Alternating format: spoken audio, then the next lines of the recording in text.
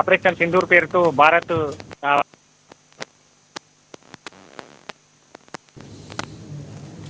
ఉగ్రవాదాన్ని ఎట్టి పరిస్థితుల్లో సహించేది లేదనే విధంగా కూడా భీకర యుద్ధం అయితే కొనసాగింది.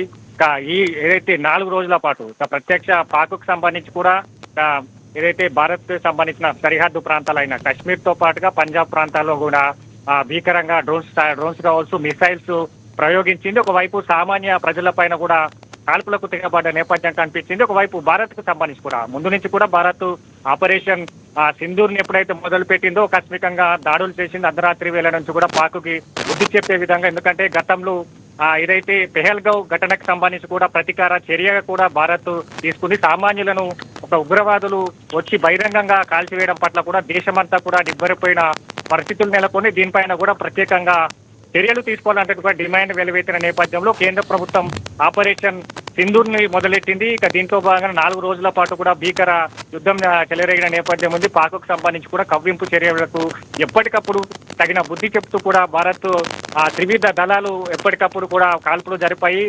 పాక్కు సంబంధించిన కార్పులను కావచ్చు, డ్రోన్స్ ను కావచ్చు, మిసైల్స్ ను కావచ్చు, అన్నిటిని కూడా స్మాష్ చేస్తూ భారత్ ఏదైతే యుద్ధాన్ని కొనసాగించిన నేపథ్యం ఉంది. ఇక వైపు ఇతర దేశాలకు సంబంధించి కూడా దీనిపైన భీకరంగా స్పందించాయి. 2 దేశాలు శాంతికి నిలవాలి, 2 దేశాలకు సంబంధించి కూడా సఖ్యత కుదిరించేందుకు ప్రయత్నించారు.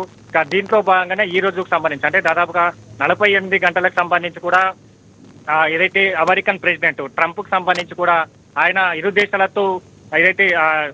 దేశాల మధ్య కూడా చర్చలు జరిపారు. ప్రధానంగా ఈ సంబంధించి కూడా ఈ రోజు కీలకంగా చర్చలు జరిగాయి. భారత విదేశాంగ శాఖ కావచ్చు, ఇతర విదేశాంగ శాఖలతో పాటు ట్రంప్ కు సంబంధించి కూడా ప్రత్యేకంగా చర్చించారు. దాంతో పాటుగా ఇరు దేశాలకు సంబంధించి కూడా డీజీఎంఓల పైన వాళ్ళిద్దరి మధ్య కూడా చర్చించిన నేపథ్యం అయితే కనిపించింది. ఇక మొత్తంగా ఈ రోజుకు సంబంధించి అంటే సాయంత్రం 5 గంటలకు సంబంధించి కూడా కాల్పుల విరమణకు సంబంధించి కూడా ఇరు దేశాలు సంబంధించి కూడా ప్రకటించాయి. 5 గంటల తర్వాత ఎట్టి పరిస్థితుల్లో ఇరు దేశాలకు సంబంధించి శాంతిని వహించాలి. ఇరు దేశాలకు సంబంధించి కూడా ఏదైతే దీనికి విరామం పలకాలని కూడా ఏదైతే ఇప్పటికే ట్రంప్ చెప్పిన నేపథ్యం ఉంది. దాంట్లో భాగంగానే ఏదైతే ట్రంప్ కాల్పుల విరమణ ఒప్పందానికి సంబంధించి కూడా ఆయన ప్రకటన కాసేపటి క్రితమే చేయడం జరిగింది.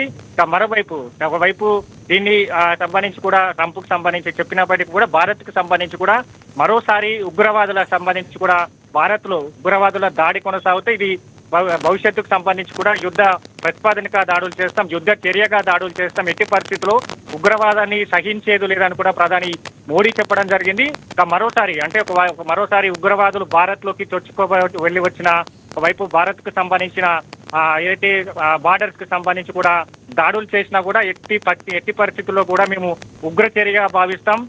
పాకిస్తాన్ దేశం పైన కూడా ఖచ్చితంగా ఉగ్ర చర్యగా భావించి యుద్ధానికి సిద్ధమవుతామని కూడా ప్రధాని మోడీ చెప్పాడు. ఇక ఇరు దేశాలతో చర్చించిన తర్వాత దీనికి కాల్పుల విరమణ ఒప్పందానికి సంబంధించి కూడా ఇరు దేశాలకు సంబంధించి కూడా ఒప్పుకున్నట్టుగా తెలుస్తున్నాయి. ఇక మొత్తంగా ఈ రోజు సాయంత్రం 5 గంటలకు సంబంధించి కూడా ఇరు దేశాలకు సంబంధించిన కాల్పుల విరమణకు ఒప్పందం అయితే కుదిరిన నేపథ్యం అయితే కనిపిస్తా ఉన్నది.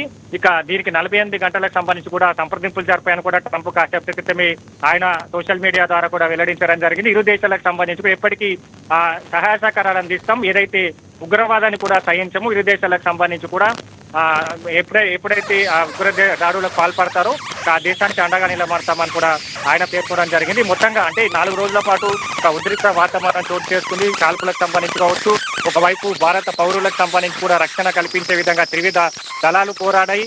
అన్ని స్థావరాలకు సంబంధించి హైదరాబాద్ తో సహా ప్రధాన నగరాల్లో సంబంధించి కూడా ఐల్ అరెస్టును ప్రకటించారు. దాంతో పాటుగా సైరన్ల మూత మోగిన సిచ్యువేషన్స్ కనిపించాయి. మొత్తంగా దేశ ప్రజలంతా కూడా అలర్ట్ గా ఉన్నారు. ఒకవైపు పాకిస్తాన్ కి సంబంధించి కూడా ప్రతీకారం తీర్చుకోవాలి. ఇప్పటికీ ఆపరేషన్ సింధూర్ 2 పేరుతో కూడా నిన్న పాకిస్తాన్ కి సంబంధించి కూడా వైమానిక స్థావరాల పైన కూడా ఇండియా దాడులు చేసిన నేపథ్యం అయితే కనిపిస్తోంది. మరోసారి ఉగ్ర చర్యకు పాల్పడితే ఖచ్చితంగా యుద్ధం చేయాల్సి వస్తుందని కూడా ప్రధానంగా మోడీ చెప్పినారు. కాబట్టి దీనికి సంబంధించి కూడా భవిష్యత్తు ఎలా ఉండబోతుంది మరోసారి అంటే కాల్పుల విరమణ ఇప్పుడైతే ప్రకటించినప్పటికీ మరోసారి ఉగ్రవాదులు దాడికి పాల్పడితే భారత్ సంబంధించి కూడా ఎదుర్కొనేందుకు సిద్ధంగా ఉన్నది. మరోసారి యుద్ధానికి సిద్ధమయ్యే అవకాశాలు అయితే కనిపిస్తున్నాయి. Lakshminath, thank you Harish.